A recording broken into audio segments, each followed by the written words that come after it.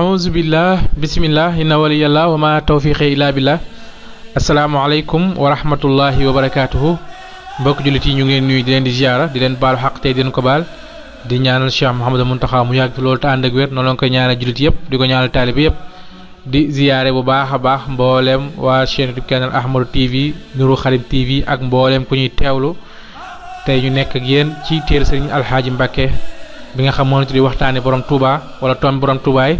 waaye ànd ak yéen ci téere Serigne Cheikh Mbàkke bi wax Xurratul Ayni fii Tamiz ba'di Faraa'idil Ayni ci kàddu gi Serigne Mor Sall kenn Serigne Touba tey ñu nekk ci guddik fukk ak juróom-ñett ci weeru koor Serigne bi wax ni képp ci naafila ci fukk guddi ak juróom-ñett ci weeru koor fukki raka bu ci ne nga tar ci Fatiha benn yoon teg ci sabbih isma rabbikal a'la benn yoon teg ci qul yaa ayyuhal kaafiruuna benn yoon teg ci qul huwallahu ahad benn yoon sëriñ bi nee na ku ko def inchaa allah mel na ni ku moom àdduna sépp ak li ci biiram ba noppi dunde ko ci yoonu yàlla te xaraxu ci ne dees na ko ca tabaxal dëkk bu rëy ci aljana mel na ni it ku jaamu yàlla juróom-ñaar fukki at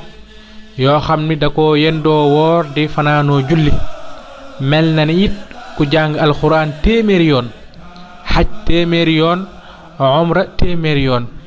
te des na ko ca bindal tuyaaba joo xam ni yàlla rekk moo xam na mu toll te balaa génn àdduna dana gis këram ca aljana te bu bis penc ba du gis lu mu ragal wala lu koy jàqloo ba ba keroog muy tàbbi aljana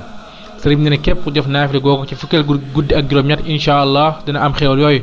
kon wasalaamaaleykum wa rahmatullahi wa barakaatu. Canal Ahmadou TV Nourou Khadim TV ñu àndat yéen ba tey ci téeréb Sëriñ Alxaaji Mbàkke bi ma waxtaane Sëriñ Touba wala tombi borom Touba yi Sëriñ Touba xaada lahullah maxtaar lahu mas nay dox guddi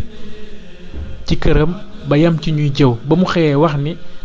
nañu gas foofee suuf sa féete suuf kaw féete biir la nekk ci suuf féete ci kaw li ne ci suuf féete ci biir